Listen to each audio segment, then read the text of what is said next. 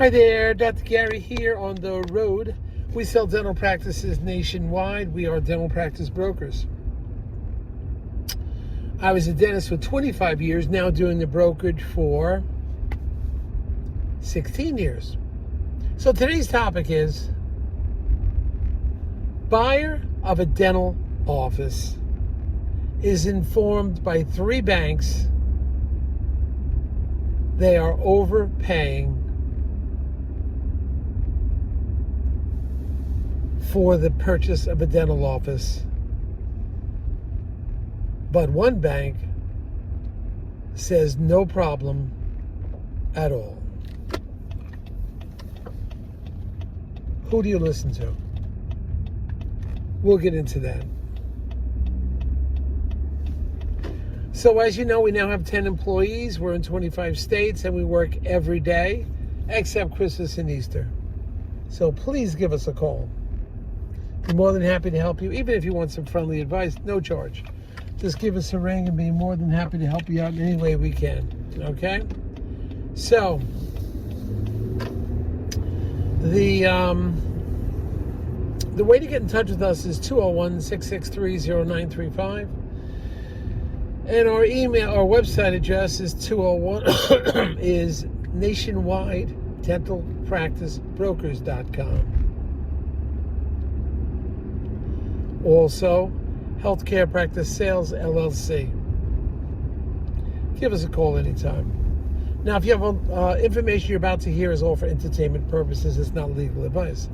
If you are have a larger practice and you're thinking about selling it, 4 or 5 chairs, grossing over $1 million, willing to stay 3 to 5 years, give us a call. We can help you there because you may be a candidate to sell to one of the DSOs, corporate dentistry. We know who the better ones are, who's having trouble, etc. So we can help you with that.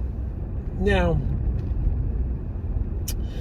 as we proceed forward, and we do work with these DSOs, we don't work for them, but we'll occasionally recommend them. We know who the best ones are. And beyond that, they'll often pay our commission. Not every time, but they'll often pay our commission. So there'll be no commission to you. You have nothing to lose. Secondly, if you're selling a practice and it actually closes for over $1 million and you're our client, we will reimburse your legal fees based on certain criteria, such as you've got to have a well-established, highly experienced dental attorney. We'll reimburse your legal fees. We've done that many times. So call us on that.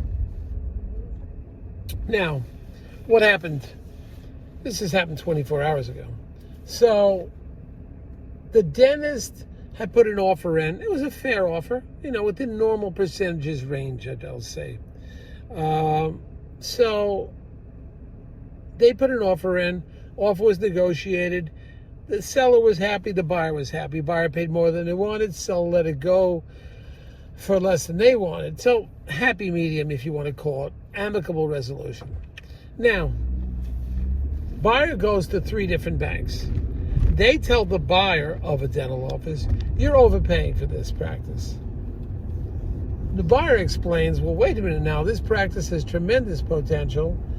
Doctors, getting more of a senior doctor, not working as hard, not marketing, not advertising, and not hustling as much, but still maintaining a high gross, well over $1 million, well over $1.7 million. So, buyer says, I see great potential here, and I'll turn this place around. The 3 banks say, no, we're not. No, the answer is no. He goes to a 4th bank, okay? And we are intervening here, trying to direct the doctor to the banks that I think will make the deal. Goes to the 4th bank, and the 4th bank says, hey, I believe we could do something here. I believe we can make this happen. Here's what you've got to understand. Every bank has different levels of risk. What their criteria is, what their risk, they all have different levels. And it depends. Let's say they want to do, 580 or 600 dental deals in a year, right? That's their plan. And already at 525 and it's in July. They don't have too much to go to the end of the year. So they're going to be a little picky, those banks, on which next practices they're going to approve. All right, because they already got their, the basket filled with 500 and some odd practices. They're only buying 600. That was the criteria. They're going to be getting a little choosy. So, consequently, that's probably what happened with this doctor and those banks. But the other bank says, hey, no problem. Now, here's the other thing. Yes, you've got to listen to your advisors at all times. Yes, listen to your attorney. Yes, listen to your accountant. Agreed, okay? However, you got to realize failure rate of a dental office is extremely small. I'm talking like 0.525%. It's 99.75% successful generally. So if they're so successful, there's a reason for it. You doctor or a hustler, you'll make it happen. The ones that fail usually got involved in drugs and alcohol or do something stupid, like buying a practice that is failing, or a practice, then you fire all the staff, or a practice that's Medicare, and all of a sudden, not Medicare, I'm saying PPO, 80-90% PPO, and suddenly you decide overnight you're going to switch them to fee-for-service. A little more challenging to do that. So what we have here is a practice that has great potential. The doctor's not hustling as much, but still maintaining a good gross net as a seller. And you're listing to banks, you're going to make the money back, is my message to you. Once again, you're going to listen to your professionals, your accountants, your attorneys, and so forth. I'm just giving my opinion. You're going to make that money back. If the failure rate on banks for dental loans is so low, 0.25%, you're not going to have a problem. I can, based on my experience and based on my opinion. So I wouldn't worry about this at all. I would go for it. Maybe you're paying higher than you're comfortable with. Well, so what? You're going to make that money back. The seller's not getting any more money. And you're a younger person, you can make up the difference. And the opportunity. What about the opportunity cost you have here? Now you're buying a practice. It's a practice in an area you want to be in. The dynamics of the practice are good. They have an outstanding staff. The seller's willing to stay on. What do you want? It's a great opportunity. So you're going to, for a few $100,000, you're going to miss this deal? And then you're going to wait 6 months for another one if it comes along, and you're going to continue to work with somebody else, for somebody else, instead of working on your dream. You're going to work on somebody else's dream.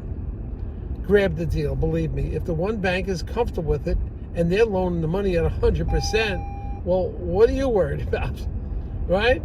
If they're loaning the money, they must have some comfort level. So this is something you got to be aware of.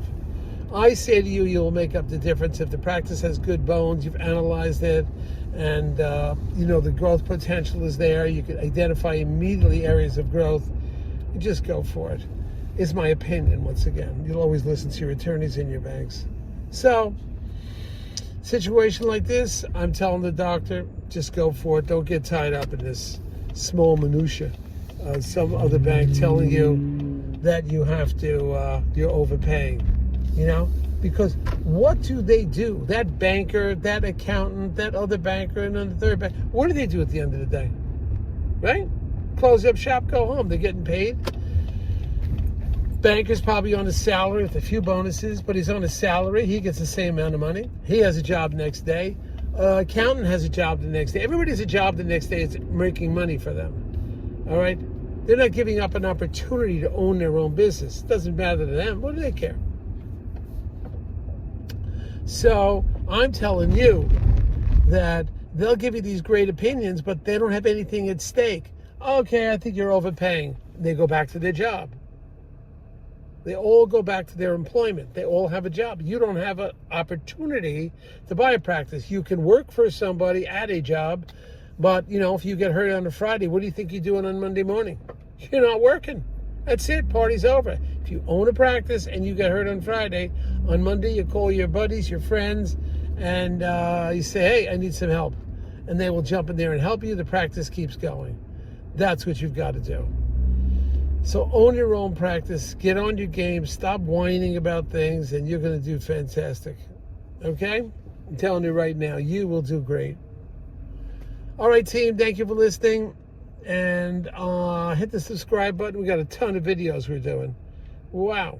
Hold on. We're over 1,400 something, 480? I don't know. I lost track. See you now. Bye.